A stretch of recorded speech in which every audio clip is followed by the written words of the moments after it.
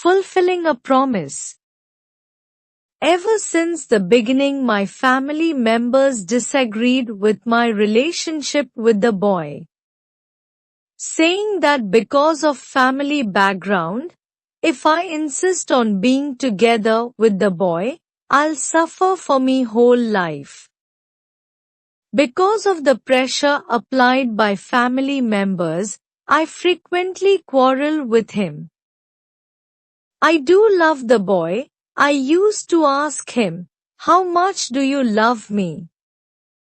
Because the boy is not good with words, he used to make me angry. With additional comments from my parents, my mood get even worse. The boy has become my anger-releasing target. And the boy just silently allowed me to continuously release my anger on him. Later, the boy graduated from university. He planned to further study overseas, but before he left, he proposed to me. I don't know how to say nice words, but I do know that I love you. If you agree, I am willing to take care of you the whole life. About your family members, I will work hard to convince them and agree on us. Marry me, will you? I agreed. And my parents, looking at the effort shown by the boy, agreed with them. Finally, before the boy went overseas, we got engaged.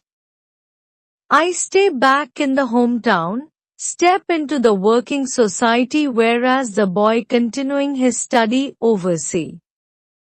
We maintained our relationship through telephone and letters. Although time is difficult to get through with, but both of us never give up. One day, I left home for work as usual. On my way to the bus stop, a car lost control and knocked me down. As I woke up from unconsciousness, I saw my parents and realized how seriously I got hurt and how fortunate of me not to got killed. Looking at my parents, with their faces getting all wet by their tears, I tried to comfort them. But then, I found out that I can't even spell out a word. I tried my best to make some voice, but all I managed was to breathe without any voice. I'm totally mute. According to the doctor, the injury affected my brain, and that caused me to be mute for the rest of my life. Listening to my parents persuade, but can't even reply with a single word, I collapsed. Throughout the days, others than crying silently, crying. Later, I discharged from hospital. Returning to my home, everything is still like before. Except that the phone ring has turned into the worst nightmare of me. Ring after ring continuously stimulates me, stimulating my pain, but I can't tell the boy. I don't want to be a burden to him, and wrote him a letter telling him that I no longer want to wait. The relationship between us ended, and even returned him the engagement ring. Facing the letters and telephone from the boy, all I can do is to allow tears falling from my eyes. My father decided to move after seeing the pain I am suffering.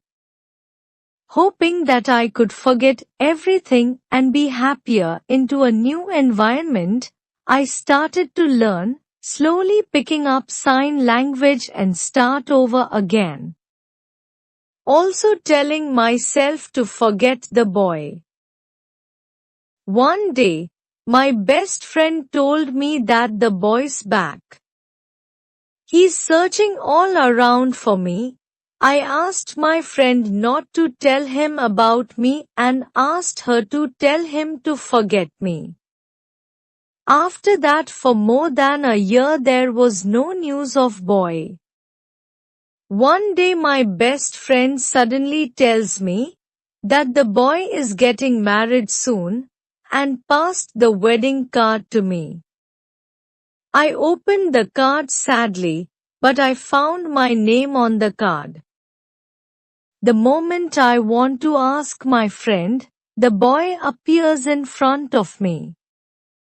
With an unfamiliar sign language, he told me, I spent more than a year's time to force myself to learn sign language in order to tell you, I have not forgotten our promise, give me an opportunity, let me be your voice.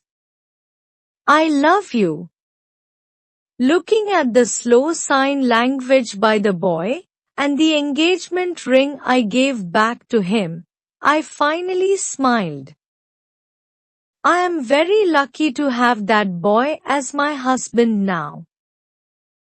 So you can learn from this that do not be a coward and run away wherever there is a problem. Remember that every problem has a solution. Never ever break someone's heart. You may not know when it will happen to you.